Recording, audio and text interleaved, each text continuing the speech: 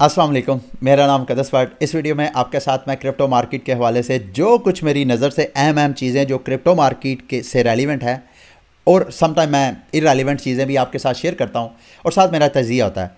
Crypto market की news updates वगैरह मैं आपके साथ बाद में शेयर करूंगा, लेकिन ये अगर आपको स्क्रीन पर देखें तो ये कल मैंने अपने चैनल पर एक वीडियो वकील साहब की अपलोड की। ये वकार ज़कात साहब के वकील हैं। क्यों मैंने अपलोड की? क्योंकि ये एक द नेशन ने 21 तारीख को रिपोर्ट किया कि मोहम्मद सलीम भट्ट साहब को FIA ने नोटिस जारी किए हैं क्रिप्टो में इन्वेस्टमेंट के हवाले से।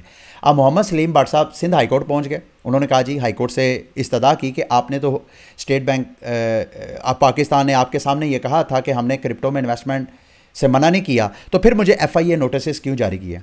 तो ये जो कल मैंने वीडियो अपलोड की थी इस वकील साहब की, इसमें यही डिस्कस किया था कि अगर किसी को FIA का या किसी और इदारे का नोटिस आ जाता है तो आपके पास क्या रास्ता है, अब क्या लीगल एक्शन ले सकते हैं अपने इंटरेस्ट को प्रोटेक्ट करने के लिए।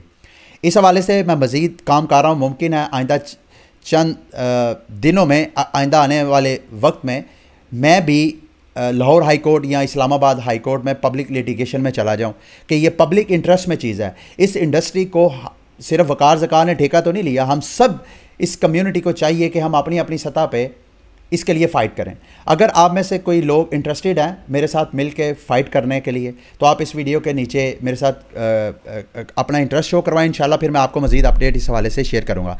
मार्केट की तरफ आते हैं। मार्केट इस वक्त आपको ग्रीड की रेंज में जाती हुई नज़र आ रही है और मार्केट तो बहरहाल अगर आप देखें तो कल BTC की प्राइस दोबारा इस वक्त मैं आगे जाकर BTC का जायज़ा लेता हूँ, लेकिन ये जो फियर एंड ग्रीड इंडेक्स होता है ये मार्केट में एंट्री और एग्जिट का मैसेज देता है। ग्रीड का मतलब यह है कि मार्केट से आउट होना चाहिए। अभी फ़िलहाल तो कल से मार्केट ग्रीड की रेंज में आ गई है। पिछले हफ्ते न्यूट्रल थी और पिछले माह तो एक्सट्रीम फियर में थी। ये देखें कितनी वोलाटाइल मार्केट है कि विद इन 1 मंथ मार्केट के सेंटीमेंट्स जो ट्रेडर्स के हैं कितने एक्सट्रीम लेवल पे चले जाते हैं। ये कोइन गैको ने भी कल सर्वे किया। उस सर्वे में भी तकरीबन कोई 4200 के करीब पार्टिसिपेंट थे जिन्होंने पार्टिसिपेट किया। उन 4200 में से तकरीबन सिर्फ 21% ऐसे हैं जो कि समझते हैं कि मार्केट पुल बैक करेगी, 22 पर जाएगी। ज़्यादातर जो हैं, अगर आप ये देखें, 20% समझते हैं कि 23,000 24,000 की रेंज में रहेगी ये जो हफ्ता चल रहा है इस हफ्ते, और इसी हफ्ते FOMC की मीटिंग भी होनी है। और 32% समझते हैं जी 25 से 26,000 की रेंज में जाएगी, जबकि 25% समझते हैं कि 27,000 से प्राइस ऊपर जाएगी। सेंटीमेंट्स यानी अभी भी ऊपर जाने के हैं लोगों के, और यही वजह है कि लोग ज़्यादा ग्रीडी आपको जो इंडेक्स है वहाँ पे नज़र आ रहे हैं। मार्केट में देखें आपको जो आल्ट कॉइन्स हैं दोबारा अच्छा खासा पंप करती हुई नज़र आ रही हैं। एमबॉक्स में जिसके पास भी एमबॉक्स के टोकन्स हैं मैं तो उसको रिकमेंड करूँगा कि वो प्रॉफिट टेकिंग करे, लास्ट में जाके थोड़ा सा इसका चार्ट का जायज़ा भी लेके। लेकिन सबसे पहले BTC की तरफ देखें तो BTC की प्राइस पूरा ये मैंने वीकली चार्ट ओपन किया BTC का, और यहाँ पर अगर आप देखें तो पहला, दूसरा, तीसरा और चौथा हफ्ता, फिलहाल ये हफ्ते का आज पहला दिन है, इस हफ्ते भी आपको प्राइस जो है वो ग्रीन कैंडल बनाती हुई नज़र आ रही है। तो ये चारों मुसलसल कैंडल्स जो हैं वो ग्रीन बन रही है। पुल बैक अभी तक मार्केट ने नहीं किया, तो बी वेरी केयरफुल। मुमकिन है प्राइस जो है वो पुल बैक करे। अगर हम लोअर टाइम फ्रेम यानी डेली के चार्ट पे जाएं तो यहाँ पे ये वाली जो रेंज है, अच्छा अगर हम उस पर जाएँ वीकली कैंडल पे, तो वहाँ पे ये वाला ब्रेकआउट होता हुआ तो आपको ये देखें, यहाँ से अगर आप देखें थोड़ा सा इसको मैं जूम आउट करके आपको दिखाता हूँ। मार्केट ने यहाँ से अपना ब्रेकआउट तो कर लिया है। यहाँ पे ये देखें, यहाँ पे देखें तो मार्केट ऑलरेडी इस हफ्ते के स्टार्ट में ब्रेकआउट कर चुकी थी। मैं पिक्चर की वजह से शायद अब आपको नज़र, तो ये तो ब्रेकआउट मार्केट ने अपना कर लिया, ये जो डिसेंडिंग पैटर्न था उससे। लेकिन अभी जो प्राइस रेंज है BTC की, मैं ऑलरेडी आपको बता चुका हूँ। सारे जो हैं इस वक्त ट्रेडर्स, ये वाली जो रेंज है तकरीबन 25,000 आप जेन में रख लें। 25,000 की रेंज को सारे वॉच कर रहे हैं। मैंने ऑलरेडी आपको हफ्ते 2 हफ्ते पहले ही बता दिया था कि मार्केट मुमकिन है कि FOMC की मीटिंग से पहले ये वाली जो रेंज है, स्ट्रॉन्ग रेजिस्टेंस रेंज, इस रेंज को ब्रेक ना करे। उसकी वजह यह है कि ये वाला जो पैटर्न बना हुआ था लोअर लोस और लोअर हाइस का, ये इसका सबसे ऊपर वाली लोअर हाई पैटर्न है। ये पैटर्न ब्रेक होगा तो मार्केट ऊपर जाएगी। 200 डेज़ की मूविंग एवरेज जो है वीकली, उसकी भी लाइन यही ऑलमोस्ट 25,000 की रेंज बनती है। ये BTC की प्राइस ब्रेक करेगी तो प्राइस आप कह सकते हैं कि फिर मार्केट जो है वो बुल रैली पकड़ सकती है। अगर आप इथीरियम की बात करें तो इथीरियम की प्राइस दोबारा नीचे से, बल्कि मुझे आपके साथ एक ट्रेडिंग अपनी ट्रेड शेयर करने थे। मैंने बीटीसी की प्राइस ना यहाँ पे सेल ऑर्डर लिया था, मुझे लग रहा था बार बार ये देखें यहाँ पे बार बार प्राइस ट्रेड हो रही थी, तो मुझे लगा कि प्राइस यहाँ से 21,000 22,000 की रेंज में फिर नीचे आ सकती है। मैंने यहाँ पे सेल ऑर्डर ले लिया, प्राइस उसके बाद हो गई ऊपर पंप। अब यहाँ से प्राइस में काफ़ी देर होल्ड करके बैठा हुआ था, मैंने कहा यार मार्केट लग रहा है बुलिश है। मैंने साथ इथीरियम की तरफ देखा तो इथीरियम कल यहाँ पे ट्रेड हो रहा था ऑलमोस्ट इस रेंज के ऊपर। ये ग्रीन कैंडल आपको बड़ी पंप नज़र आ रहा है ना, यहाँ पे ट्रेड हो रही थी। मैंने यहाँ पे बाय ऑर्डर, उधर मैंने बीटीसी का सेल ऑर्डर लगाया था जो कि मेरा लॉस में जा रहा था, ऑलमोस्ट 50% मुझे लॉस था मेरी ट्रेड पे। तो यहाँ पे मैंने एक बाय ऑर्डर लगा दिया उसको, अपनी जो सेल ऑर्डर है उसको हेज करने के लिए। जैसे ही मेरी, और यहाँ पे मैंने लेवरेज 10 टाइम ले लिया, उधर मैंने 5 टाइम लेवरेज लिया था, यहाँ 10 टाइम मैंने लेवरेज लेके बाय ऑर्डर लगा दिया कि इन केस प्राइस अगर बुलिश होती है यहाँ से तो मुझे बेनिफिट, क्योंकि ये बिल्कुल सपोर्ट के पास थी मोस्ट लाइकली। यहाँ पे मैंने स्टॉप लॉस रखा कि भाई अगर ये ना हो कि इथेरियम की प्राइस मज़ीद नीचे डंप करे और मैं मज़ीद एक ट्रेड में फंस जाऊँ, यहाँ नीचे स्टॉप लॉस रख के मैंने बाय ऑर्डर लगा दिया। जैसे ही प्राइस पंप की तो जितना मुझे उधर बीटीसी से लॉस हो रहा था उससे $20-30 मुझे प्रॉफिट में नज़र आया, तो मैंने दोनों ट्रेड जो हैं वो क्लोज़ कर दी। ये मैं आपके साथ इस वजह से शेयर कर रहा हूँ, समटाइम अगर आप कोई ट्रेड लेते हैं, आपके ट्रेड मार्केट अगेंस्ट में चले जाती है, तो आप किसी और, एक तो आप उस एसेट में भी हेजिंग कर सकते हैं, दूसरा आप दूसरे कोई एसेट्स को वॉच कर सकते हैं जहां पे आपको सपोर्ट और रेजिस्टेंस नज़र आए और आपको महसूस हो कि यार प्राइस एक खास रेंज को ट्रेड नहीं कर रही है, तो उस सर्कमस्टेंशियल एविडेंस को देखते हुए आप हेज कर सकते हैं किसी और क्रिप्टो करेंसी के हवाले से भी।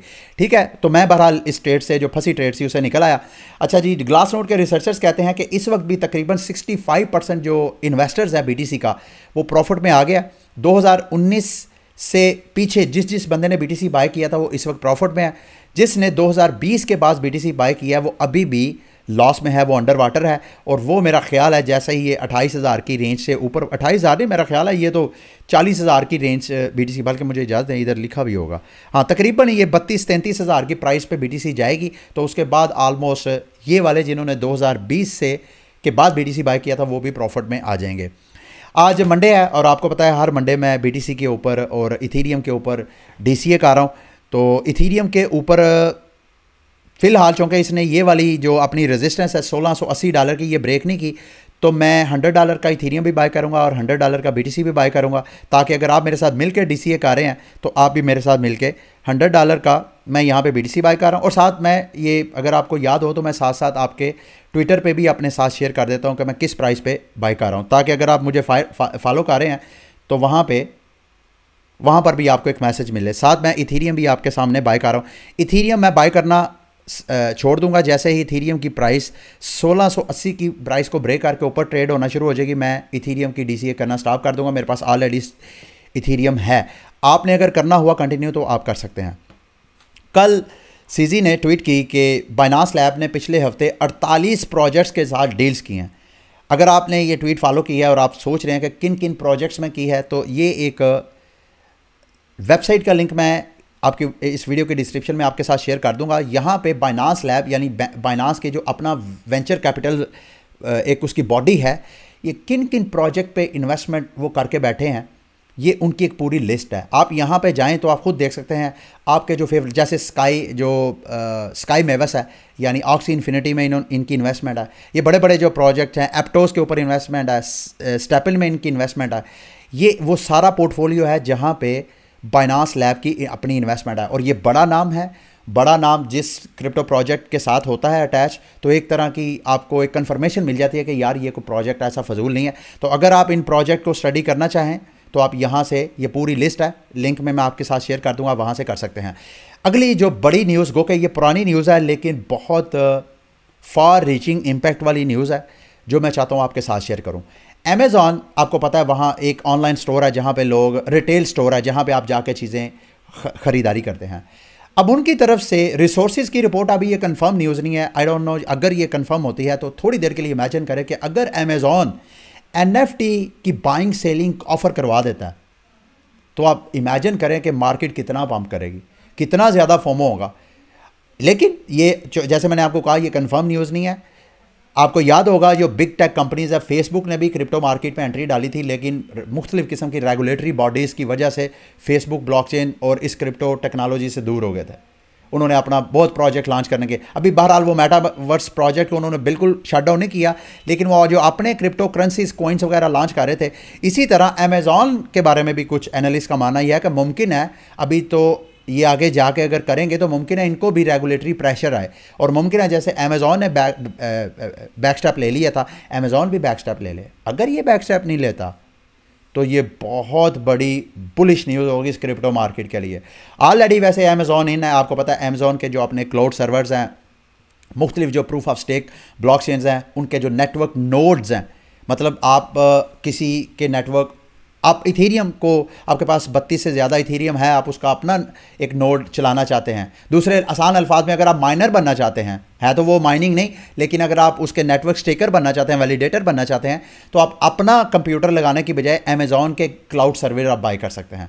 तो क्लाउड सर्वर ऑलरेडी पिछले दिनों एवलांच और अमेज़ॉन की एक जो न्यूज़ थी वो भी मैंने आपके साथ शेयर की, जिस वजह से तो ऑलरेडी अमेज़ॉन जो है, अमेज़ॉन की पॉलीमेटिक के साथ पार्टनरशिप, और भी ब्लॉकचेन्स के बहुत से प्रोजेक्ट्स हैं जिनके साथ अमेज़ॉन ऑलरेडी इन है क्रिप्टो मार्केट के अंदर। लेकिन ये जो NFT इनिशिएटिव है, इसके बारे में जो ट्रेडर्स हैं, जो एक्सपर्ट्स हैं, वो बहुत ज़्यादा बुलिश हैं कि अगर ये न्यूज़ वाक़तन, ये सोर्सेज जो रिपोर्ट कर रहे हैं, अगर अमेज़ॉन इसकी भी ट्रेडिंग ओपन कर देता है तो मार्केट को बहुत एक स्ट्रॉन्ग पंप मिल सकता है। अच्छा जी, US एक सेनेटर हैं, ये ऑलरेडी प्रो बिटकॉइनर इनको समझा जाता है, इन्होंने कांग्रेस में एक बिल पेश किया, उसमें वो कहते हैं जी क्रिप्टो करेंसी जो है, अगर आप इसको अलाउ करेंगे तो ये न्यू जॉब्स पैदा करेगी हमारे मुल्क में, जितने एंटरप्रेन्योर्स हैं उनको नई नई वैल्यू जनरेट करने में इनकरेज करेगी, और उससे क्या होगा कि एक नई ऐसी एसेट्स डेवलप होंगे जिससे जो शहरी हैं वो महंगाई से अपने आप को हेज कर सकते हैं, यानी वो अपनी जमा पूंजी को हेज कर सकते हैं। तो ये अपॉर्चुनिटी देनी चाहिए कांग्रेस को। कांग्रेस में उन्होंने बिल पेश किया, अब लेट्स सी उस बिल में उन्होंने क्या कहा जी कि मैं चाहता हूँ कि जो हमारा जो कैपिटल है, उस कैपिटल में जितने मर्चेंट्स हैं वो मर्चेंट्स क्रिप्टो करेंसीज के ज़रिए पेमेंट्स एक्सेप्ट करना शुरू कर दें, ताकि हमारे यहाँ जो लोग टूरिस्ट आते हैं कैपिटल विज़िट करने, वो बजाय इसके कि अपनी करेंसी को पहले वो क्रिप्टो को अपनी करेंसी में कन्वर्ट करें, फिर वहाँ से डॉलर में कन्वर्ट करें, उसकी बजाय बराह रास्त वो अपनी क्रिप्टो करेंसी से ही वहाँ पे शॉपिंग वगैरह कर लें। तो ये बिल अगर पास होता है तो ये भी एक तरह की गुड न्यूज़ है। ये ऑस्ट्रेलिया की तरफ से न्यूज़ है जी। आपको याद होगा FTX में ऑस्ट्रेलियन की अच्छी खासी इन्वेस्टमेंट थी, तो आसी इस हवाले से जो वहाँ के रेगुलेटर्स हैं उनकी तरफ से रिपोर्ट आ रही है कि उन्होंने ऑलरेडी वहाँ के रेगुलेटर्स को इन्फॉर्म कर दिया था कि FTX के बारे में थोड़ा केयरफुल रहें।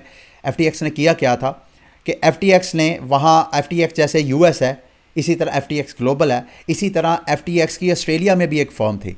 अब वो फर्म उन्होंने क्या किया बकौल इनके कि बजाय इसके कि वहाँ के सिक्योरिटी एंड एक्सचेंज कमीशन से लाइसेंस लेते, उन्होंने क्या किया, जो ऑलरेडी एक वहाँ की फिनटेक एक कंपनी थी उसको एक्वायर किया, और उसी का बाद में नाम चेंज करके, यानी दिसंबर 2021 में उन्होंने एक्वायर किया उसको, IFS मार्केट्स उसको एक्वायर किया 2021 में, दिसंबर 2021 में, और मार्च 2022 में उसी को FTX ऑस्ट्रेलिया के नाम से उसका काम, वहाँ से काम स्टार्ट करना शुरू कर दिया। इस वजह से, क्योंकि नई कंपनी अगर रजिस्टर करवाएंगे उसका लाइसेंस लेना मुश्किल है, तो इस वजह से उन्होंने ऑलरेडी जो लाइसेंस वाली कंपनी थी उसको एक्वायर करके उसका नाम चेंज किया, थोड़ा बहुत रेगुलेटरी जो चेक्स थी उसको पास किया, और इस तरह FTX जो है ऑस्ट्रेलिया भी काम करना शुरू हो गई। ठीक है, अच्छा आगे आते हैं जी। अगली न्यूज़ है पनामा की, सुप्रीम हाई कोर्ट के ऊपर, वहाँ पनामा में एक चंद दिन पहले भी मैंने आपके साथ शेयर किया था कि पनामा की जो पार्लियामेंट है उन्होंने एक बिल पास किया क्रिप्टो मार्केट को रेगुलेट करने के लिए। वो चाहते हैं कि क्रिप्टो करेंसीज़ को लीगल टेंडर करा दिया जाए, ताकि कोई बंदा भी क्रिप्टो करेंसीज़ के ज़रिए अगर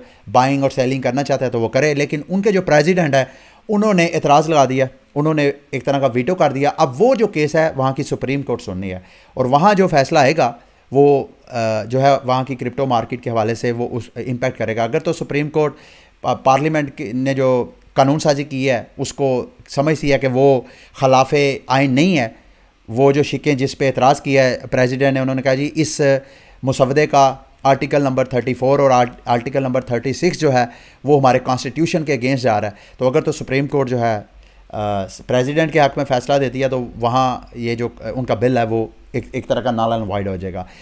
ये भी एक तरह की न्यूज़ है जिसको क्रिप्टो जो है वो वॉच कर रहे हैं।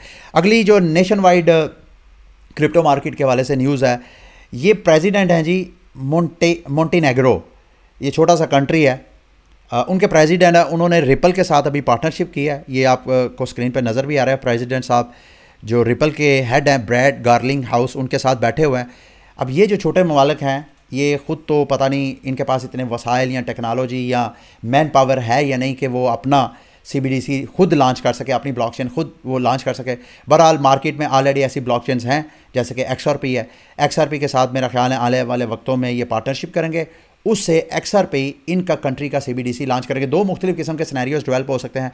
एक तो XRP जो लेजर्स है, XRPL जिसे बोलते हैं, उसके ऊपर ये कंट्री अपना अलग से एक लेजर सिस्टम इनसे अप्रूव करवाएगी कि भाई अपना जो CBDC है वो अलग करे। या ये भी मुमकिन है कि XRP की ऑलरेडी जो ब्लॉकचेन है, इस ब्लॉकचेन के ऊपर इनका अपना एक कंट्री का जो स्टेबल कोइन है वो लॉन्च हो जाए, जिसको वो CBDC कह सकते हैं, और वो पैज हो जाए XRP में, ताकि कोई बंदा भी उस स्टेबल कोइन जो कि XRP की लेजर के ऊपर है, उसको अगर इन्वेस्ट करना चाहे, स्टेबल कोइन को कन्वर्ट करना चाहे XRP में, तो वहाँ से कर सकता है।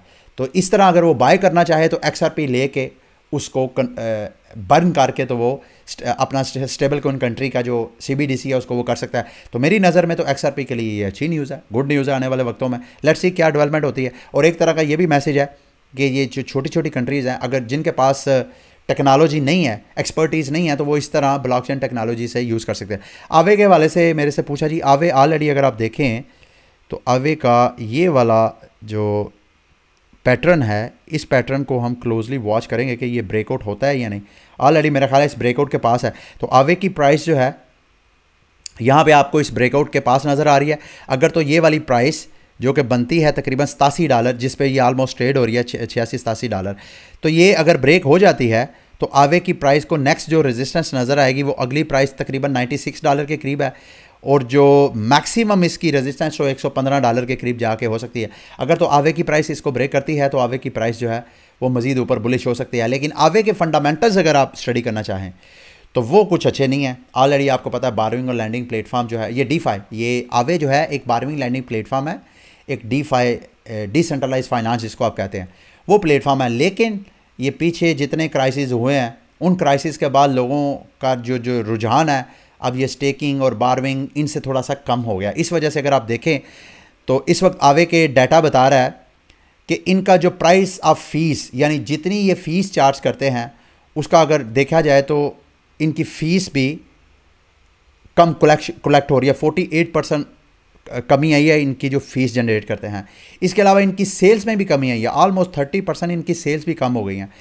अगर डेली एक्टिव यूज़र भी देखें तो वो भी 31% डाउन हो गए हैं। तो ये जो फंडामेंटल्स हैं आवे के, वो फ़िलहाल तो कमज़ोर आपको नज़र आ रहे हैं, क्योंकि आपको पता है जो FTX क्रैश और पीछे जितने बारविंग 3 ये वॉयजर कैपिटल या इस तरह के जितने आपको बारविंग लैंडिंग प्लेटफॉर्म क्रैश होते हुए नज़र आ रहे हैं, उस वजह से फ़िलहाल तो वक्ती तौर पे प्रेशर है आवे के।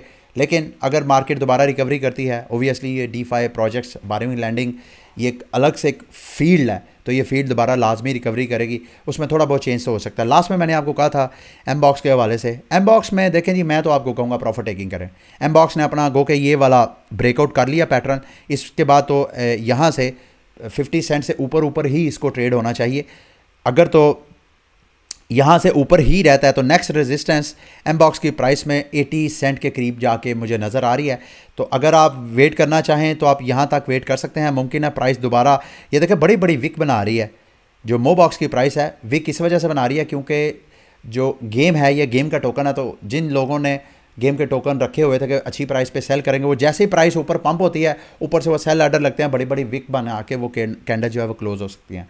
तो आपकी मर्ज़ी है जी, अगर आपने मज़ीद वेट करना है तो आप यहाँ पे कोई 78 सेंट की रेंज में जाकर भी मार्केट से आउट हो सकते हैं Mbox की। अगर आप चाहें तो यहाँ पर भी मेरी नज़र में बेस्ट प्राइस है मार्केट से आउट होने के लिए। ठीक है, ये थी आज की वीडियो। उम्मीद करता हूँ कि आज की वीडियो भी आपके लिए इन्फॉर्मेटिव रही होगी। अगली वीडियो तक के लिए मुझे इजाज़त दें। अल्लाह हाफिज़।